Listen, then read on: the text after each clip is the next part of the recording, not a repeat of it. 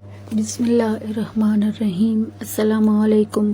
آج ہم معروف روحانی اسکالر خواجہ شمس الدین عظیمی کی کتاب 101 اولیاء اللہ خواتین کے پارٹ نمبر 7 صفحہ نمبر 51 سے ریکارڈنگ کا آغاز کر رہے ہیں۔ ماضی میں جس طرح ہوا بچی تھی، آج بھی پیدائش کے بعد ہوا کی بیٹی بچی ہوتی ہے۔ جس طرح آج میں باپ ہوں، دادا ہوں، نانا ہوں، کل میں ماضی میں دفن ہو جاؤں گا اور میرا بیٹا باپ، دادا اور نانا بن جائے گا۔ جس طرح آج آپ ماں ہیں، کل آپ کو بھی ماں سے نگل لے گا اور آپ کی بیٹی ماں، دادی، نانی بن جائے گی، اور یہ سلسلہ تا قیامت چلتا رہے گا۔ عورت کا کردار۔ تاریخ بتاتی ہے کہ ماضی میں زمین پر مادری نظام قائم تھا۔ اس عمل کو 21ویں صدی دہرائے گی اور معاشرے پر مادری نظام پھر غالب آ جائے گا اور یہ زمانہ عورتوں کا زمانہ ہوگا۔ اس کی ابتدا اس وقت سے شروع ہو گئی ہے جب سے اسلام نے عورتوں کے حقوق کا تعین کر دیا ہے، اور آخری نبی صلی اللہ علیہ وآلہ وسلم نے آخری کتاب قرآن کریم اور احادیث میں عورتوں کے حقوق کو تفصیلاً بیان فرما دیا ہے۔ رسول اللہ نے معاشرے میں بیوہ عورتوں کے حقوق کی نگہداشت اور بحالی کا حکم دیا ہے۔ ایک روز عورتوں نے رسول اللہ کی خدمت میں عرض کیا، یا رسول اللہ، آپ کے پاس مردوں کا ہجوم رہتا ہے، آپ ہمارے لیے وقت مقرر فرما دیجئے۔ رسول اللہ نے اس درخواست کو شرف قبولیت بخشا اور خواتین کے لیے ایک دن مقرر کر دیا۔ ایک سفر میں آپ صلی اللہ علیہ وآلہ وسلم کی زوجہ محترمہ حضرت صفیہ رضی اللہ عنہا آپ کے ساتھ تھی۔ جب وہ سوار ہونے لگتی تو آپ اپنا گھٹنا آگے بڑھا دیتے اور زوجہ محترمہ گھٹنے پر پیر رکھ کر سوار ہو جاتی۔ حضرت عائشہ رضی اللہ عنہا کی بڑی بہن حضرت اسماء رضی اللہ عنہا ایک روز کھجور کی گٹھلیوں کی پوٹلی سر پر رکھے ہوئے آ رہی تھی۔ رسول اللہ صلی اللہ علیہ وآلہ وسلم اونٹ پر سوار ادھر سے گزرے تو آپ صلی اللہ علیہ وآلہ وسلم اونٹ سے اتر آئے۔ حضرت اسماء رضی اللہ عنہا کو اونٹ پر سوار کر دیا اور خود پیدل گھر تشریف لے گئے۔ دو بیویوں کا شوہر۔ رسول اللہ کا ارشاد ہے، جس شخص کی دو بیویاں ہوں اور وہ انہیں انصاف نہ دے سکے اور کسی ایک بیوی کی طرف مائل ہو جائے، قیامت کے دن اس کا حشر اس حال میں ہوگا کہ اس کا نصف دھڑ مفلوج ہو جائے گا۔ حضرت عائشہ رضی اللہ عنہا سے روایت ہے کہ عتبہ کی بیٹی ہندہ نے نبی کریم صلی اللہ علیہ وآلہ وسلم سے عرض کیا، یا رسول اللہ، میرا شوہر ابو سفیان بخیل آدمی ہے، مجھے اتنا کم خرچ دیتا ہے کہ وہ میرے لیے اور میرے بچوں کے لیے کافی نہیں ہوتا۔ اگر میں اس کے مال سے بقدر ضرورت لے لوں اور اسے خبر نہ ہو تو کیا یہ عمل جائز ہے؟ رسول اللہ صلی اللہ علیہ وآلہ وسلم نے فرمایا، شوہر کے مال میں سے بقدر ضرورت لے کر خرچ کر لیا کرو۔ حضرت عائشہ رضی اللہ عنہا فرماتی ہیں کہ رسول اللہ نے فرمایا، عورتیں مردوں کے لیے دل پسند پھول ہیں، اس پھول کو مسل کر برباد نہ کرو۔ بہترین امت۔ میری امت میں سے بہتر وہ ہے جو عورتوں کے ساتھ اچھا سلوک کرے، اور میری امت میں سے بہترین عورت وہ ہے جو اپنے شوہر سے بہتر سلوک کرتی ہے۔ ایسی عورت کو دن رات میں صابر، مومن، شہیدوں کا ثواب ملتا ہے۔ ایسی عورتیں جنت کی حوروں پر فضیلت و بزرگی رکھتی ہیں جیسا کہ مجھے تم سے مردوں پر فضیلت ہے۔ میری امت کی عورتوں میں سے وہ عورت بہتر ہے جو اپنے شوہر کے ہر کام کو خوش دلی کے ساتھ انجام دیتی ہے۔ میری امت کے مردوں میں سے بہترین مرد وہ ہے جو اپنے گھر والوں کے ساتھ ایسی مہربانی کرتا ہے جیسے ماں بچے کے ساتھ مہربانی کرتی ہے۔ اس کے اعمال میں ہر روز مومن، صابر اور شہیدوں کا ثواب لکھا جاتا ہے۔ بیوی کے حقوق۔ نبی کریم صلی اللہ علیہ وآلہ وسلم نے بحیثیت بیوی عورتوں کو وہ حقوق عطا کیے ہیں جس سے وہ محروم تھی۔ آپ صلی اللہ علیہ وآلہ وسلم نے شوہر کو ذمہ دار قرار دیا ہے کہ وہ اپنی بیوی کو کپڑا اور کھانا مہیا کرے، اس سے محبت کا بہترین سلوک کرے، بلا وجہ طلاق کی دھمکی نہ دے، نہ مارے نہ پیٹے۔ آپ صلی اللہ علیہ وآلہ وسلم نے بیوی کو شوہر کے ترکہ سے حصہ دلایا۔ اگر شوہر تنگ کرے تو بیوی کو طلاق دینے کا حق دیا۔ عورتوں کا کام کرنے اور اپنے مال کو اپنی مرضی سے خرچ کرنے کا حق دیا۔ اللہ تعالیٰ فرماتے ہیں جو کمائی مرد کرے وہ اس سے فائدہ اٹھائیں اور جو کمائی عورتیں کریں وہ اس سے فائدہ اٹھائیں۔ سورۃ النساء آیت 32۔ لوگو اپنے رب سے ڈرو جس نے تم کو ایک جان سے پیدا کیا اور اسی جان سے ایک جوڑا بنایا اور ان دونوں سے بہت سے مرد اور عورتیں دنیا میں پھیلا دیے۔ اللہ سے ڈرو جس کا واسطہ دے کر تم ایک دوسرے سے اپنا حق مانگتے ہو اور رشتہ داری اور قرابت کے تعلقات کو بگاڑنے سے پرہیز کرو۔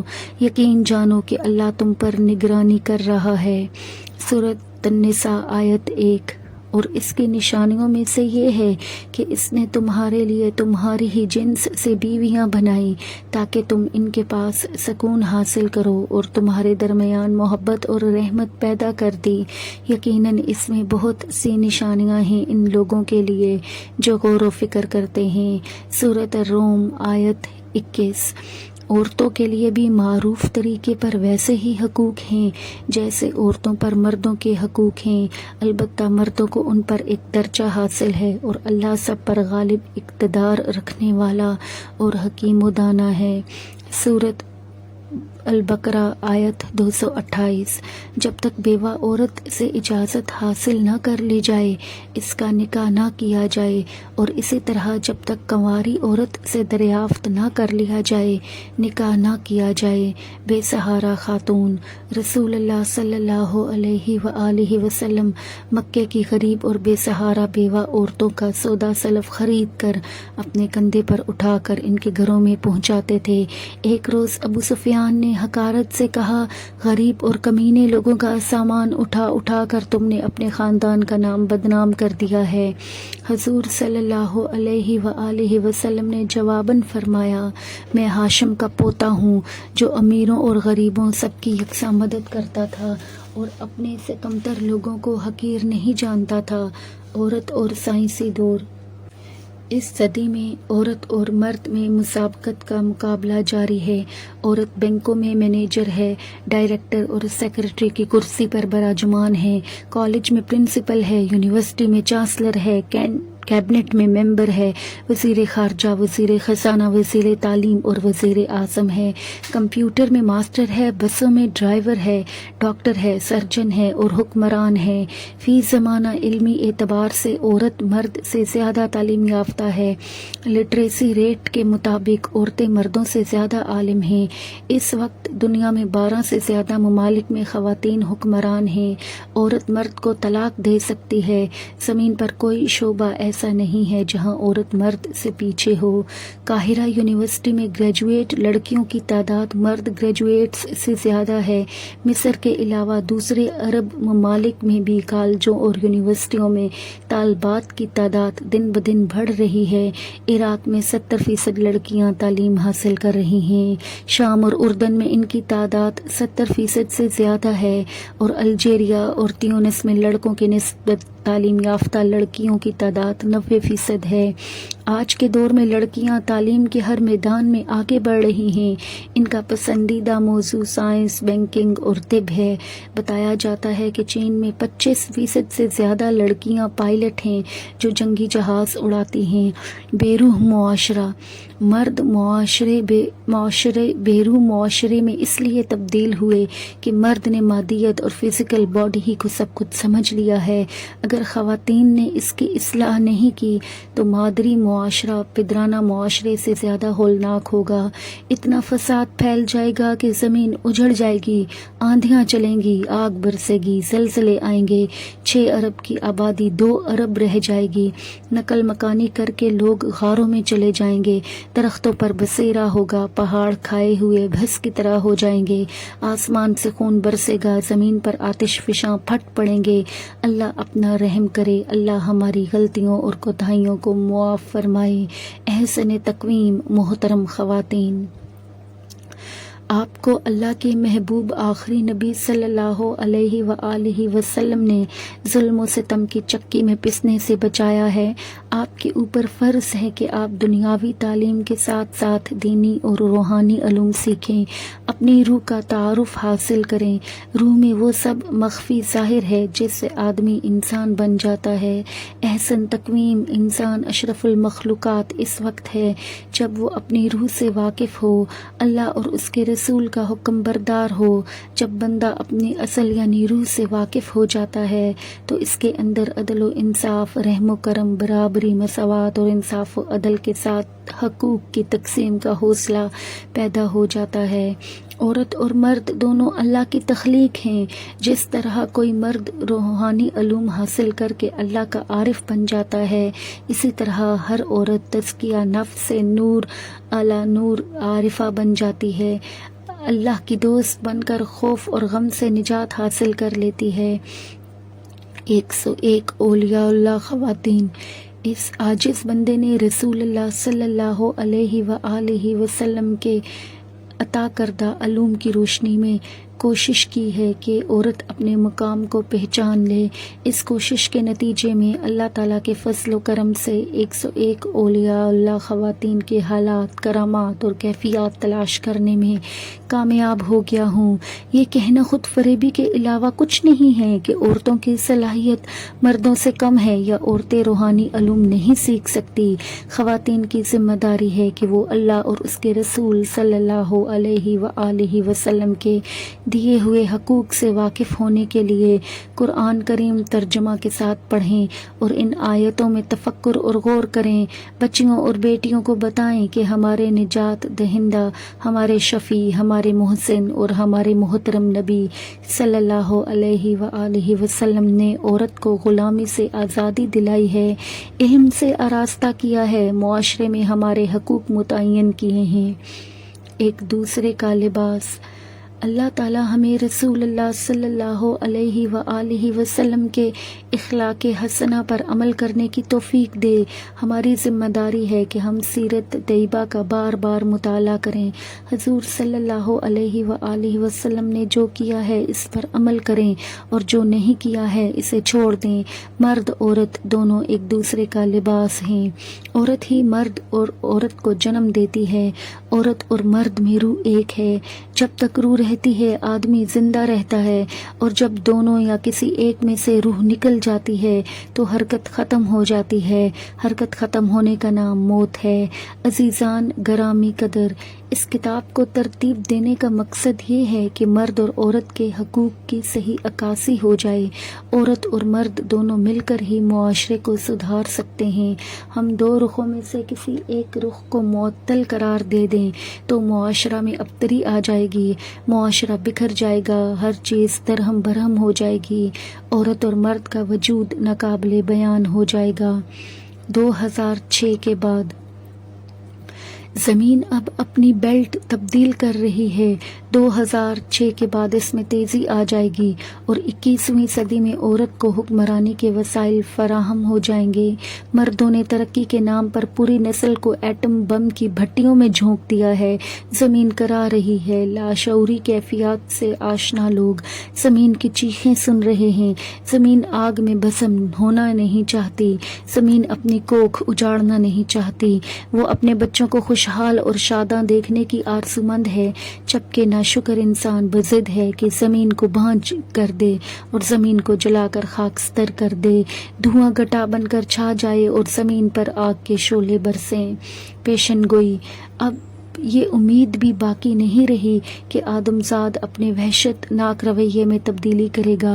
اللہ تعالیٰ کا قانون ہے کہ جب کوئی قوم اپنی حالت تبدیل نہیں کرتی تو اللہ تعالیٰ اس کو اس کے حال پر چھوڑ دیتا ہے۔ اللہ رحیم و کریم ہے۔ قدرت عورت کو اقتدار میں لانا چاہتی ہے۔ ہو سکتا ہے کہ میری باتوں کو مجذوب کی بڑھ سمجھا جائے، میں ایک روحانی بندہ ہوں، ہر روز 2 گز زمین مجھے آواز دیتی ہے، تو کہاں ہے؟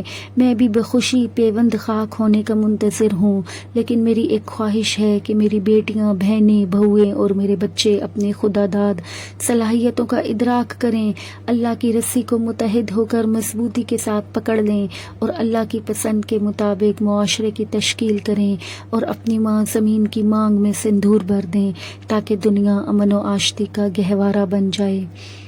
میرے اوپر اللہ کا یہ کرم ہے کہ میں نے جو کچھ لکھا خواتین و حضرات نے اسے قبول کیا، نظریہ رنگ و نور سے استفادہ کر کے انبیاء علیہ السلام کی طرز فکر عام کرنے میں ہر قدم پر اس عاجز بندے کے ساتھ تعاون کیا۔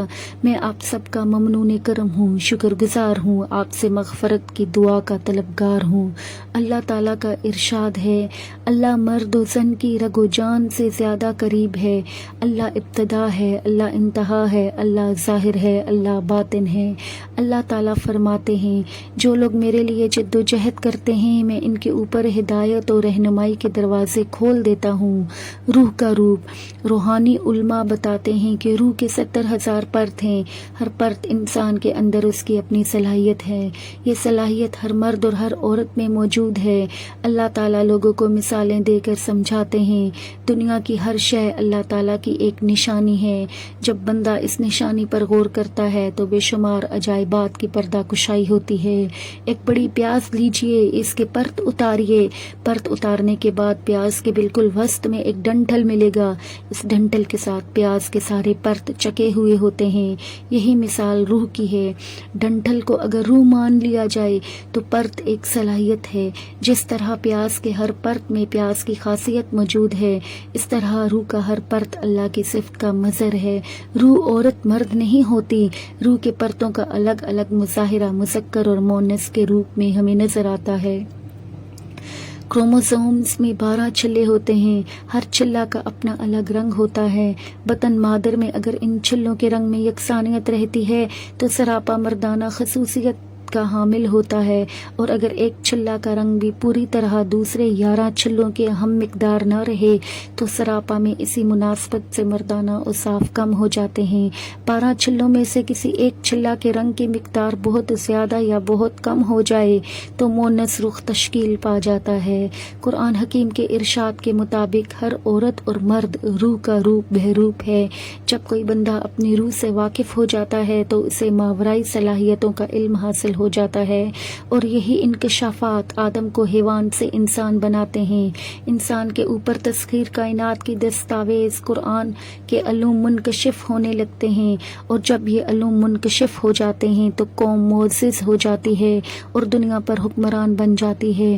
میں سمجھتا ہوں کہ مرد حضرات احسن طریقے سے یہ ذمہ داری پوری نہیں کر سکے اور اس طرح ناشکری کے مرتکب ہوئے ہیں۔ اب قدرت نے خواتین کو معزز اور محترم کرنے کے لیے وسائل فراہم کرنا شروع کر دیے ہیں۔ خواتین کے اوپر فرض ہے کہ اللہ تعالیٰ کا شکر ادا کریں۔ شکر یہ ہے کہ اللہ تعالیٰ کی دی ہوئی صلاحیتوں کو استعمال کیا جائے۔ استعمال یہ ہے کہ بلا تخصیص نوع انسانی کی فلاح کے لیے عملی جد و جہد کی جائے۔ معاشرہ کو سدھارنے کے لیے پہلے اپنی اصلاح کی جائے، پھر دوسروں کی اصلاح کے لیے توجہ دی جائے۔ رسول اللہ صلی اللہ علیہ وآلہ وسلم کے اخلاق حسنہ پر عمل کیا جائے، تفکر کو اپنا شعار بنایا جائے اور پیغمبرانہ طرز فکر کے ساتھ اصلاح احوال کی تبلیغ کی جائے۔ سیدنا حضور علیہ الصلاۃ والسلام کے وسیلہ سے اللہ تعالی ہم سب سے راضی ہو اور ہمیں اپنی جوار رحمت میں اعلیٰ مقام عطا فرمائے، آمین۔ خواجہ شمس الدین عظیمی، 10 جون 2002، مرکزی مراقبہ ہال، سرجانی ٹاؤن، کراچی، پاکستان۔ حضرت رابعہ بصری رحمۃ اللہ علیہ اولیاء اللہ خواتین میں آپ کو ممتاز مقام حاصل ہے۔ آپ قلندرانہ اوصاف رکھتی تھی اور مرتبہ ولایت نہایت بلند تھا۔ قلندریت ایک صفت ہے جس میں بندے کی طرز فکر غیر جانبدار ہوتی ہے۔ قلندر ایسے صوفی کو کہتے ہیں جس کی چشم حقیقت کے سامنے ہر شے کی شیعت مظہر بن گئی ہو اور وہ مراتب اعلیٰ کو سمجھ کر ان میں عروج کرتا رہے۔ قلندر وہ ہے جو وحدت میں غرق ہو کر مرتبہ احدیت کا مشاہدہ کرتا رہے، مشاہدے کے بعد انسانی مرتبے پر واپس پہنچ کر ابدیت کا مقام حاصل کرے، جزو میں کل اور کل میں جزو کو دیکھے۔ اللہ تعالیٰ کے ارشاد کے مطابق قلندر میں تمہارے اندر ہوں، تم مجھے دیکھتے کیوں نہیں کا مشاہدہ کرتا ہے۔ مناقب قلندریہ میں لکھا ہے کہ مسجد نبوی صلی اللہ علیہ وآلہ وسلم کے قریب صفا ایک چبوترا تھا، وہاں پر فقراء اور مساکین رہتے تھے جو اصحاب صفا کہلاتے تھے۔ اصحاب صفا کی تعداد 100 سے زیادہ بتائی جاتی ہے۔ حضرت عبدالعزیز مکی قلندر رحمۃ اللہ علیہ ان میں سے ایک تھے۔ حضرت عبدالعزیز مکی قلندر رحمۃ اللہ علیہ سے قلندری سلسلہ جاری ہوا۔ یہ بزرگ حضرت صالح علیہ السلام کی اولاد میں سے ہیں۔ ان کو جب حضرت محمد رسول اللہ صلی اللہ علیہ وآلہ وسلم کے ظہور کی خوشخبری ملی تو انہوں نے اللہ تعالیٰ کے حضور دعا کی، اے اللہ مجھے اتنی عمر عطا فرما کہ میں خاتم النبیین صلی اللہ علیہ وآلہ وسلم کا زمانہ پا سکوں۔ اللہ نے ان کی یہ دعا قبول فرمائی۔ حضرت عبدالعزیز مکی قلندر نے آقائی نامدار تاجدار مدینہ سرکار دو جہاں صلی اللہ علیہ وآلہ وسلم کے دست حق پر اسلام قبول کیا۔ نبی مکرم صلی اللہ علیہ وآلہ وسلم نے حضرت عبدالعزیز مکی کو قلندر کے نام سے مشرف فرمایا۔ اللہ تعالیٰ اپنے جس بندے کو قلندر کا مقام عطا کرتا ہے وہ زمان و مکان کی قید سے آزاد ہو جاتا ہے، لیکن اللہ تعالیٰ کے یہ نیک بندے غرض، ریا، طمع، حرص، لالچ اور منافقت سے پاک ہوتے ہیں۔ اللہ تعالیٰ کی مخلوق جب ان سے رجوع کرتی ہے تو یہ ان کی رہنمائی کرتے ہیں، ان کی پریشانیوں کا تدارک بھی کرتے ہیں، کیونکہ قدرت نے انہیں اسی کام کے لیے مقرر کیا ہے۔ یہی وہ پاکیزہ اور قدسی نفس اللہ کے بندے ہیں جن کے بارے میں اللہ تعالیٰ کا ارشاد ہے، میں اپنے بندوں کو دوست رکھتا ہوں اور ان کے کان، آنکھ اور زبان بن جاتا ہوں، پھر وہ میرے ذریعے سنتے ہیں، میرے ذریعے بولتے ہیں اور میرے ذریعے چیزیں پکڑتے ہیں۔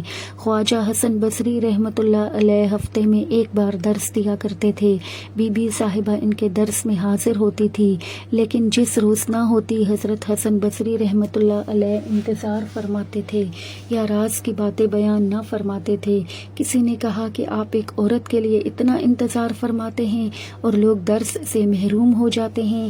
آپ نے فرمایا، جو شربت ہاتھیوں کے لیے تیار کیا جاتا ہے اس کو چونٹیاں برداشت نہیں کر سکتی۔ بی بی رابعہ رحمۃ اللہ علیہ کے والدین پر اسرت و تنگ دستی کا سخت عالم تھا۔ انہی دنوں ان کے ہاں بی بی صاحبہ کی پیدائش ہوئی۔ ایک رات عبادت سے فارغ ہو کر بی بی صاحبہ کے والد سو گئے تو سیدنا حضور صلی اللہ علیہ وآلہ وسلم کی زیارت ہوئی۔ سیدنا حضور نے ارشاد فرمایا، تیری یہ بیٹی اندھیروں میں روشن چراغ ہے، تو جا اور حاکم وقت کو ہمارا پیغام دے کہ اس نے آج اپنے معمولات کے برعکس درود و سلام کا تحفہ نہیں بھیجا، اور اسے کہہ دے کہ 400 درہم تجھے دے دے۔ حضرت رابعہ کو کسی نے بطور ملازمہ خرید لیا۔ ان کا مالک ایک سخت گیر شخص تھا اور آپ سے بہت کام لیتا تھا۔ حضرت رابعہ رحمۃ اللہ علیہ دن رات محنت سے کام کرتی، لیکن حرف شکایت زبان پر نہ لاتی تھی۔ ایک بار کنویں سے پانی بھر کر گھر واپس آ رہی تھی کہ پیر پھسل گیا اور گر پڑی۔ سخت چوٹ کی وجہ سے آپ کے ہاتھ کی ہڈی ٹوٹ گئی۔ درد کی شدت سے بحال گھر پہنچی، کسی سے کچھ نہ کہا اور خود ہی پٹی باندھ لی۔ رات ہوئی تو معمول کے مطابق اٹھ کھڑی ہوئی اور بارگاہ الہی میں سجدہ ریز ہو گئی۔ رات کو کسی وقت ان کے مالک کی آنکھ کھلی اور وہ آپ کی کوٹھڑی کی طرف گیا۔ اس نے دیکھا کہ حضرت رابعہ رحمۃ اللہ علیہ سجدے میں اللہ کی حمد و ثنا میں مشغول ہیں۔ اس نے ایک آواز سنی، اب صفحہ نمبر 60 پر اختتام ہوا چاہتا ہے۔